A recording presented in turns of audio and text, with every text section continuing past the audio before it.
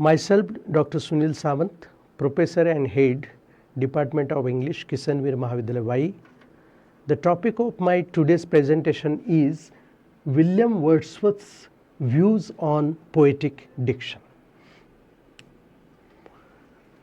Wordsworth's predecessors, the writers of the neoclassical age, Addison, Jonathan Swift, Gay, Steele, Pope, for them Latin authors were models.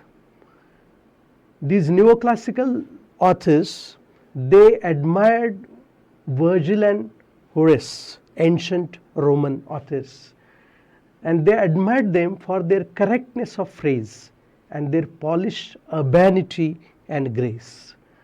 These qualities were highly appreciated by the neoclassical writers, and these neoclassical writers, they wrote and criticized according to what they considered to be the proper and acceptable rules and regulations of taste of that time.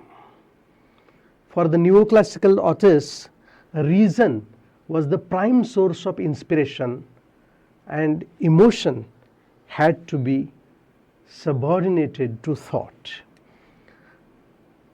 Thematically, conditions in high society furnish many of the plots and characters, and humble life tended to be contemptuously ignored by the neoclassical writers.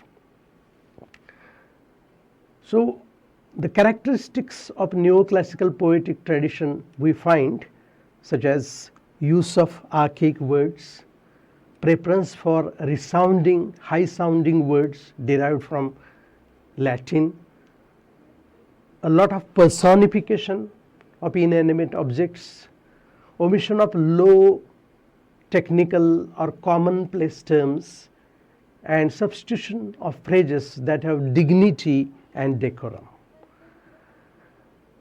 For Pope, the most important quality of the poet is his ability to dress, to beautify nature. His famous lines are, "True wit is nature to advantage dressed. Poetry is what is natural that has been beautified, what oft was thought, but never so well expressed." Poetry does the work of providing proper expression to different thoughts thought by different people. William Wordsworth, in his preface to Lyrical Ballads, he opposes this neoclassical doctrine of poetic diction. For him, there is no difference between language of poetry and language of prose. The poetic diction of the 18th century, Wordsworth found artificial and unnatural. Wordsworth claimed the kind of experiment he has done in his lyrical ballads is the use of the real language of men in a state of vivid sensation. His poems are very different from the neoclassical writers because they make use of this real language of men. Wordsworth's important goal was to portray common life. People who are generally more self-aware and more honest, they should be portrayed in poetry. And his preface is a kind of manifesto for this advocacy of common use of language. Wordsworth's decision to use common life and common language in his poetry implies that upper class life and use of lofty language, they are not sufficient for writing poetry. So instead of writing urban kind of poetry, Wordsworth recommended a rural kind of language and rural kind of life in poetry. For him, cosmopolitanism is equal to corruption. Urban kind of life in the city, the industrial kind of culture or civilization, instead of making human beings noble, it corrupts society. This was his argument. And he finds many of the urban poets, they having fickle tastes and fickle appetites, and therefore he recommends the use of ordinary kind of language, the common kind of language in poetry. Wordsworth, he claims that the use of ordinary language can make your poetry what in his language is the spontaneous overflow of powerful feelings. Wordsworth strongly believes that the human mind is capable of excitement, and there is no need that we should give gross and violent stimulants to human mind. It is the writer's job to produce or enlarge this capability of getting excited.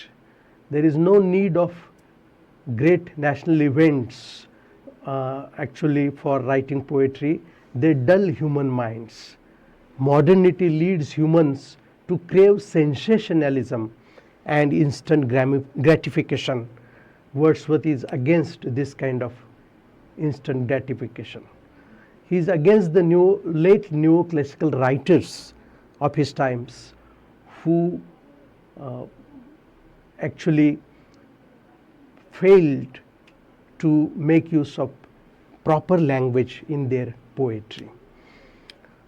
So simple and honest language, the use of it is the prime characteristic, the most important characteristic of the lyrical ballads published by Wordsworth around the beginning of the 19th century.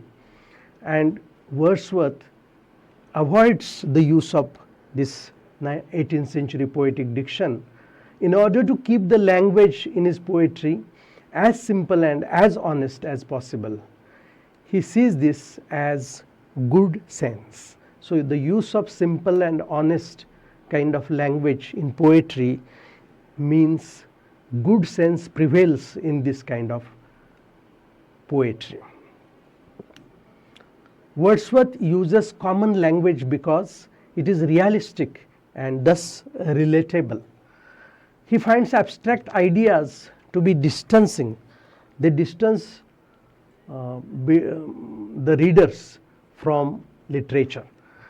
It gives readers the sense of that they are reading not something which is intangible, but it comes closer to real life.